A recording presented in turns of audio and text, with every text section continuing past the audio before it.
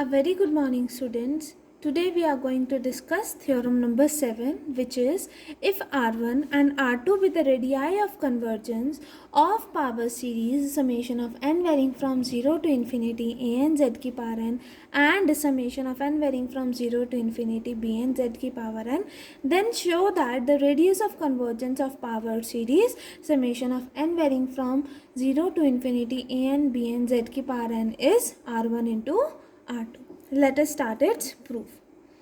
हमें मेंशन है कि R1 is the radius of convergence. Since R1 is radius of convergence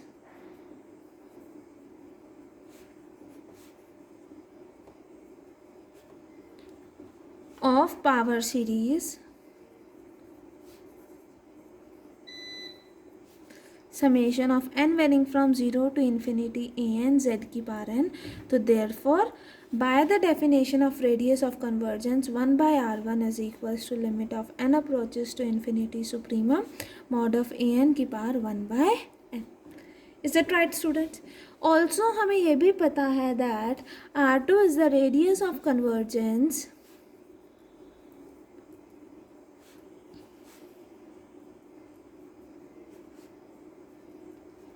of power series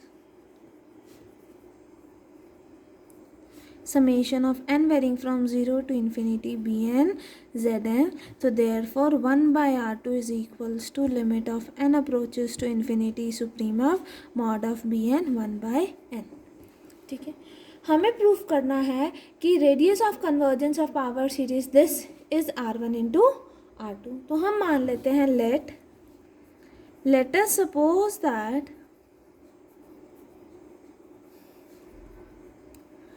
R be the radius of convergence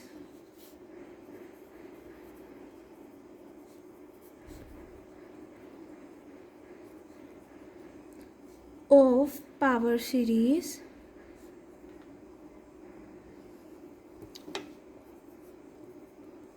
summation of n varying from 0 to infinity a n b n z की power n. But मुझे proof क्या करना है that इसकी जो radius of convergence है वो क्या है, has radius of convergence r1 into r2. मतलब मुझे क्या प्रूफ करना है that is we are to prove that r is equals to r1 into r2. ठीक है, अब हमने सपोज करा है कि r be the radius of convergence of power series this, then by the definition of radius of convergence क्या आ जाएगा that 1 by r is limit of n approaches to infinity suprema mod of a n b n 1 by n. Is it right student? तो हम इसको कैसे लिख सकते हैं, limit of n approaches to infinity suprema mod of a n की power 1 by n into mod of b n की power 1 by n. Is it right? ना लिमिट ए एन के साथ भी आएगी और बी एन के साथ भी आएगी. ठीक है, तो क्या आ जाएगा into limit of n approaches to infinity supremum mod of b n की होल पावर 1 बाय एन. और ये हमें क्या पता थी, it is equals to 1 by r1 और ये किसके इक्वल है 1 बाय r2. तो यहाँ मेंशन करोगे that 1 by r is equals to 1 by r1 into 1 by r2. That is हम लिख सकते हैं कि r is equals to r1 into r2. और यही हमें प्रूफ करना था कि r1 into r2 is the radius of convergence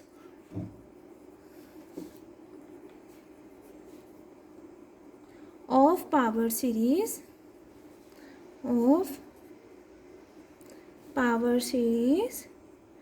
summation of n varying from 0 to infinity a n b n z की power n. Next comes function of complex variable. Let us start that function of complex variable.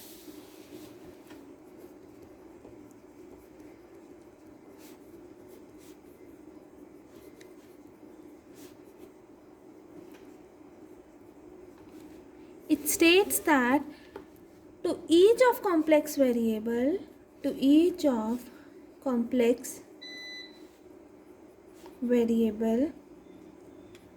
z, if there correspond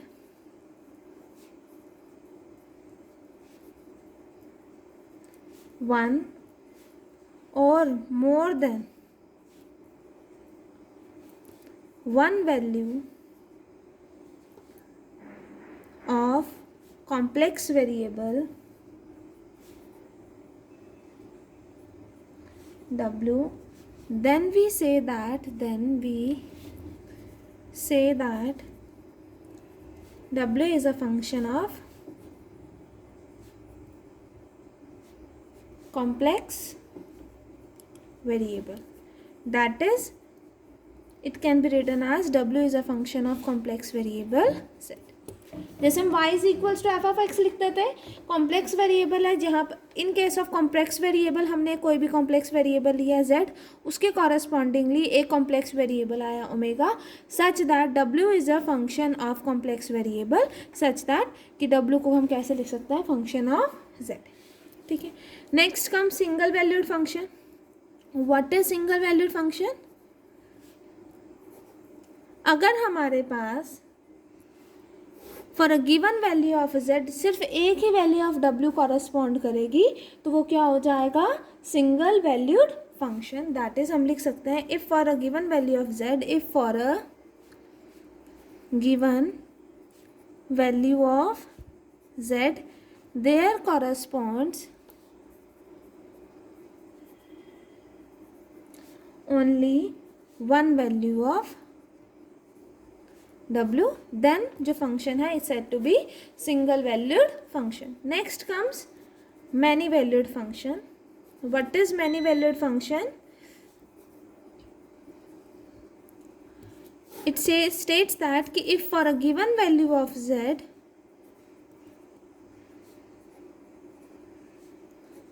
there corresponds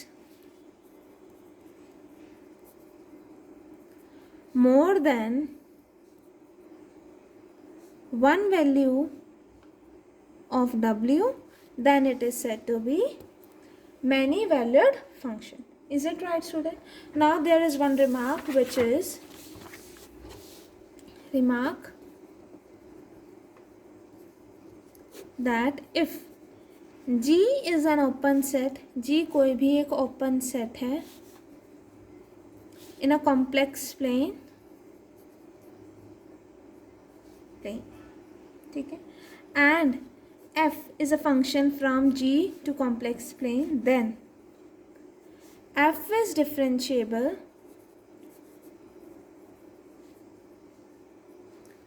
at point a in g if. कब differentiable होगा? अगर ये condition satisfy होगी, that is limit of h approaches to 0 f of a plus h minus of f of a divided by of h is equals to f dash a. Is it right student? अगर आप कोई limit x approach कर रहे हो a को, अगर x approach कर रहे हो कि तो यहाँ क्या आ जाएगा, f of x minus f of a divided bye x minus a, जिसको हम क्या लिखेंगे, f डैश a. डिफरेंशिएबल कब होगा? अगर ये जो लिमिट है ये क्या करेगी, एग्जिस्ट करेगी. These limits exist. Is it right student? ठीक है. सेकेंड रिमार्क इज कि अगर if g is open and connected and f from g to complex plane is differentiable, ठीक है, इतना मेंशन है हमें. तो अगर मुझे प्रूव करना हो कि किसी भी सेट को, लेट इट बी कोई एक आर्बिट्ररी हमने सेट ले लिया a which is z belongings to g such that f of z not is equals to w not. तो अगर मुझे प्रूव करना हो कि a जो है वो g के इक्वल है, तो उसके लिए it is sufficient to prove that कि a is both open and closed. मतलब अगर मुझे प्रूव करना है कि अगर g एक कोई भी ओपन एंड कनेक्टेड सेट है और मेरे पास एक a सेट दे रखा है such that z belongings to g f of z not is equals to w, तो a g के इक्वल कब होगा, जब a भी बोथ ओपन एंड क्लोज्ड होगा. अगर a both open and closed हो जाता है then we can write that a is equals to g. Is it right student?